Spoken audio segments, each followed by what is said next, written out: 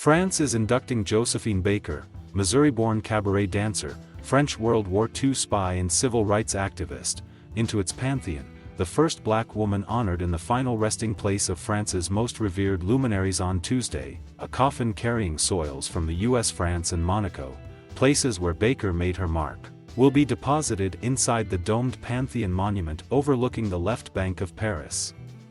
Her body will stay in Monaco, at the request of her family. French President Emmanuel Macron decided on her entry into the Pantheon, responding to a petition lobbying for her pantheonization. In addition to honoring an exceptional figure in French history, the move is meant to send a message against racism and celebrate US-French connections. She embodies, before anything, women's freedom, Laurent Kupferman, the author of the petition for the move, told the Associated Press. Baker was born in 1906, in St. Louis, Missouri. At 19, having already divorced twice, had relationships with men and women, and started a performing career, she moved to France following a job opportunity. She arrives in France in 1925, she's an emancipated woman, taking her life in her hands, in a country of which she doesn't even speak the language, Kupferman said.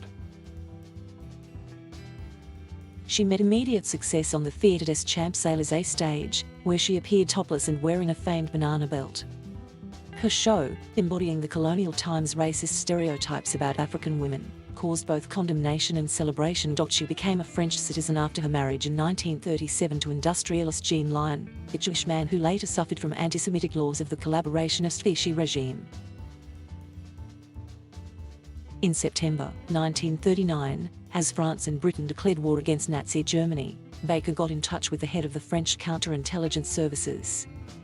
She started working as an informant, traveling, getting close to officials and sharing information hidden on her music sheets. Researcher and historian Gerard Latang said Baker lived a double life between, on the one side, the music hall artist, and on the other side, another secret life, later becoming completely illegal, of intelligence agent. After France's defeat in June 1940, she refused to play for the Nazis who occupied Paris and moved to southwestern France. She continued to work for the French resistance, using artistic performances as a cover for her spying activities. That year, she notably brought into her troupe several spies working for the Allies, allowing them to travel to Spain and Portugal. No one finds shocking that she is with her impresario, makeup artists, technicians, so she brings them with her, and information is being conveyed, Latang said. She risks the death penalty or, at least, the harsh repression of the Vichy regime or of the Nazi occupant. The next year, seriously ill, Baker left France for North Africa, where General Charles de Gaulle later arrived from London with the Free French forces. Baker gathered intelligence for de Gaulle, including spying on the British and the Americans, who didn't fully trust him and didn't share all information. She also raised funds, including from her personal money.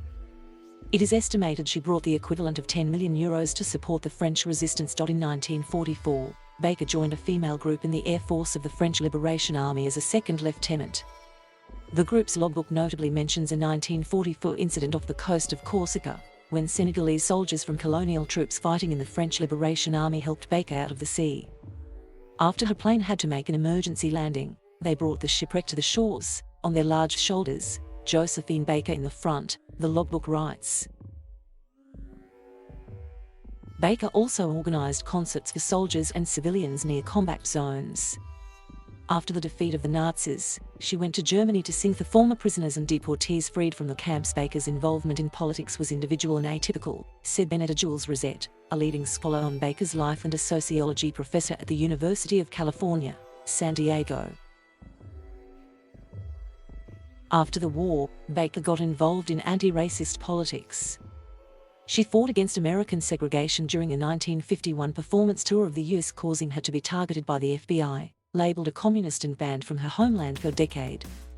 The ban was lifted by President John F. Kennedy in 1963, and she returned to be the only woman to speak at the March on Washington, before Martin Luther King's famed I Have a Dream speech. Back in France, she adopted 12 children from all over the world, creating a rainbow tribe to embody her ideal of universal fraternity. She purchased a castle and land in the southwestern French town of the Milans, where she tried to build a city embodying her values. Toward the end of her life, she ran into financial trouble, was evicted and lost her properties.